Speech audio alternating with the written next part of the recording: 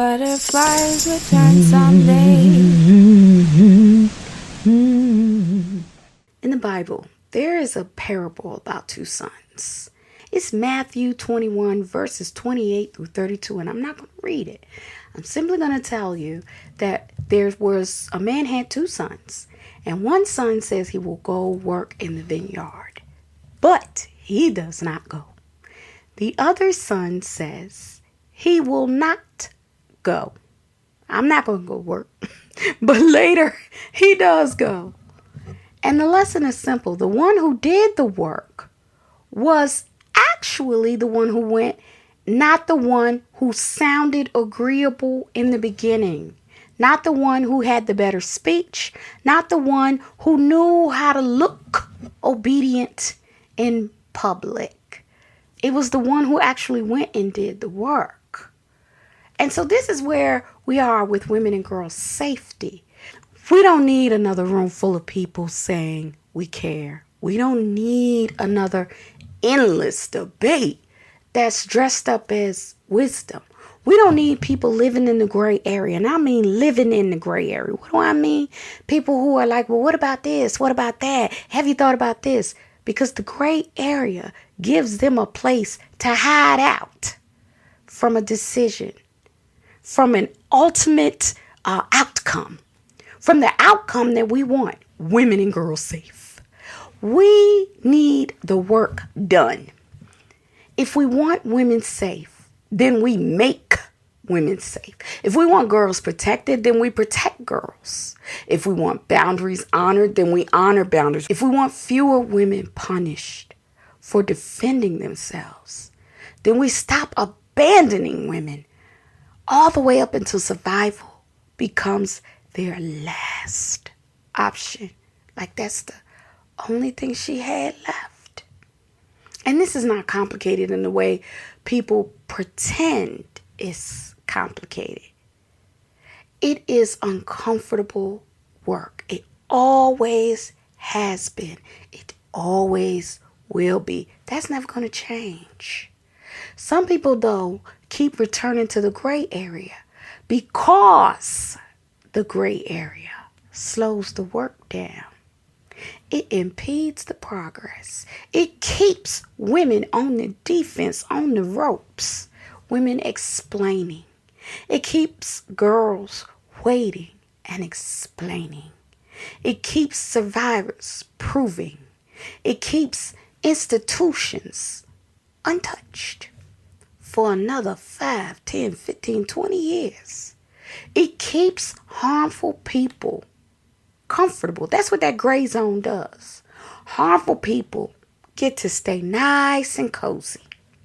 It keeps the public image clean while the private danger remains. Endless debate is sometimes not a search for truth. Sometimes it is, but more often it's not. More often, endless debate is I didn't want to do it in the first place. Endless debate is a refusal to act. It's the committee meeting built around cowardice while people have great catered lunches. They ain't gonna do nothing though.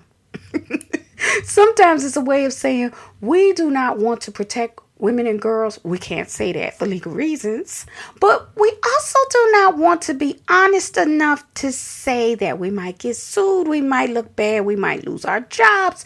We might not be as popular. We might get canceled. This might not be a good go for us. So what we're going to do is we're going to do this great thing. Yeah, we like it here. So instead, people say things like this. Well, maybe he didn't mean it. I mean, you ever thought about that? He didn't mean it. Maybe she misunderstood. Maybe there are two sides. Maybe we need more dialogue. Well, like what time did she say no? Exactly when did she say no? Maybe we should wait. Maybe we should not rush. Maybe safety is more complicated than that. And I mean, all the maybes you can think of. They got them. It's got to be as tall as mountains by now. And after all those maybes, women could just not be here anymore and still are unsafe, waiting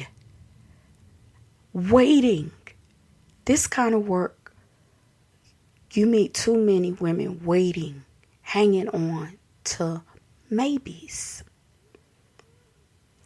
Girls are still exposed. Survivors are still tangling with shame that does not belong to them, guilt that does not belong to them, regret, all of that. Was it something I did? Was it something I said? All of that. Mothers are still begging people to listen, please. Women are still being punished for defending themselves, going to prison and everything, after society refused. Now she went to prison after you refused, after you hung out in the maybe zone, after you hung out in the gray zone. And now she has to serve the time. That's not safety, that's intentional delay. And the delay isn't neutral. Delay chooses the person who benefits from the access. See, it'd be different if we didn't already see this coming. Because it's never the other way. Delay always says, I'm arguing on the side of the person who benefits from the access. And not the person who says, I'm scared, I'm harmed. Wait, he said to me that he would harm me. I don't know. Delay chooses the institution that wants quiet. Delay chooses the family that wants appearances. Delay chooses the leader who wants control. Delay chooses the room where women and girls are expected to keep making everybody else comfortable while she's uncomfortable. There are Black women in history who have taught us about this. Harriet Tubman did not build freedom by admiring the fog forever. She studied danger, trusted the route, and moved. She didn't hem and haw about, oh my goodness, what if we can't, what if this? What if we get caught? What if how would we know this? Well, what, who, what, where, why, how? Maybe. And all the while doing all that, while being on the side of the harmed doers. Always doing that. She studied danger, trusted the route, and she moved. Ida B. Wells did not expose violence by asking the powerful if truth was too inconvenient. Wait, are y'all having a festival right now? Your feelings aren't going to get hurt, are they? Is this y'all's, is this something that's going to, make our country look bad? She didn't do that. She gathered the facts, named the lie, and turned on the light. Then there was Fannie Lou Hamer, who did not make exhaustion sound polite so people could keep sleeping through injustice while she went through unspeakable harms of various sorts. She told the truth. She told the truth with her pocketbook on. Women and girls, though, are still being placed on trial before they are protected. Their discomfort is cross-examined. Well, why do you think that? Well, I don't know. Well, this never happened. Well, but maybe it won't. Their boundaries are treated like suggestions. Oh, we'll take that under review.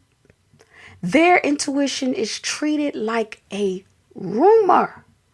Their no is treated like the beginning of a debate. Instead of, I said no. And that's the end of your access to me. That's the end of your access to me and my body. A woman's safety, that's not a debate club. I mean, people be polishing their debate skills. Oh my goodness. I mean, like nobody's business. You start talking about women, people get their debate skills on. A girl's body is not a gray area. If a room spends endless time discussing safety but never creates safety, that room is not careful, though they like to look that way. That room is obstructing. If a leader keeps asking for more conversation, more studies, more reports, more conferences, more committees, and y'all are going to have catered lunch, but never makes a protective decision, never makes a final decision that protects, the women and girls. I don't consider that leader wise. That leader is using a tactic. They're stalling. If a community keeps saying, well, I don't know, you just never know with these things. You never can tell. I don't know. I'm just, wavering, waffling, but refuses. At the end of that waffling, no guardrails come around these women and girls. That community is already chosen a side, and they've chosen risk over women and girls' safety. They have done that, and it is okay to go ahead and call it that. In fact, we must. Gray areas require adults who are standing on the side of keeping women and girls safe, saying, we do not know everything yet, but we do know enough to know that we must protect women and girls, because protection does not have to wait for perfect certainty. And that's kind of what people have been floating to us. See, everything got to be perfect. All the stars have to be aligned. All that kind of stuff. Somebody's got to go, it's like somebody got to go put their finger out and test the wind or something in order for protection to come forth. A locked door doesn't hate people. It just says no access to me. No access to her. A guardrail does not accuse anyone. A boundary does not need to prove danger before it becomes wise. And in the gray zone, one of the things that we should learn about the gray zone is this. Talking about safety is not the same as working on safety. There's a lot of talk, and people will say, yeah, I'm working towards safety. Not everybody. A lot of people are just doing talk that impedes safety for women and girls. And there's a difference. Saying you care about women is not the same as deciding that we're going to protect women. Saying you love girls is not the same as changing the conditions that leave girls unsafe. We either do the work or we do not. We either build safety or we explain why we did not. Do it or don't. We either honor boundaries or we train women and girls to surrender them. And we're finished pretending though all those things are the same thing. They're not. And women get to make that distinction. So to return to the Christian teaching, it is a Christian teaching, but listen, the safety lesson reaches beyond one faith tradition, because having done multi-faith work to address ending violence and abuse, I have deep respect for folks who are of another faith, okay? So to go back to our Christian teaching. In Matthew 21, verses 28 to 32, Jesus tells of a father with two sons. One son says, I will not. But later, he changes his mind and he goes to work. The other son says, I will go, sir. But he does not go. Well, then Jesus asks the question of the audience. Which of the two did the will of his father? And the answer is not the one who sounded respectful. That's not the one. It's not the one who gave the polished response. And it's not the one who knew the right words to say or just wanted, the feel-good moment or just wanted to appear like they were doing the right thing. It's not the one who appeared obedient in the moment. It was the one who actually went and did the work. So the son who said, defiantly, I'm not going, but actually did the work. That was the one. That is powerful because see, society, I'm in that. We love speeches. We love, wonderful words and all that. Set it to music. Don't set it to music. We do. We love it. But if we're going to do the work, if we're going to be about this thing of making women and girls safe, We got to do this thing. Endless debate is not neutrality when women and girls remain exposed. That's pretty dangerous. If what you're saying, if you hear people saying, hey, this is kind of foggy, this is a foggy gray area here, ask them to bring a lantern, bring a guardrail, bring a plan, bring protection, but do not bring another debate and rename it. Rename that debate safety. So affirmations to lift us out of here, right? My safety is not waiting for permission or review. My boundary is not up for endless review and discussion. My intuition is not a problem for you to solve. Why do you feel that way? My caution is wisdom in motion. My no when it comes to my body, to my safety, my no is the end of your access.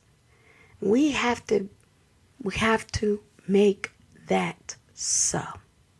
My no is complete. It's Gray Zone is not a vineyard. Not a club, not a party area where we get to hang out and leave this world and never solve any solutions for the girls coming through. If we care, we show that the way we show it in every single one of our other relationships. It's not about our sweet words. It's not about how much we like, oh, I love this person. It's what we do. It's our actions. So, thanks for listening, guys. And let's be safer. This is Tanya G.J. Prince. Thanks for listening. Y'all be great.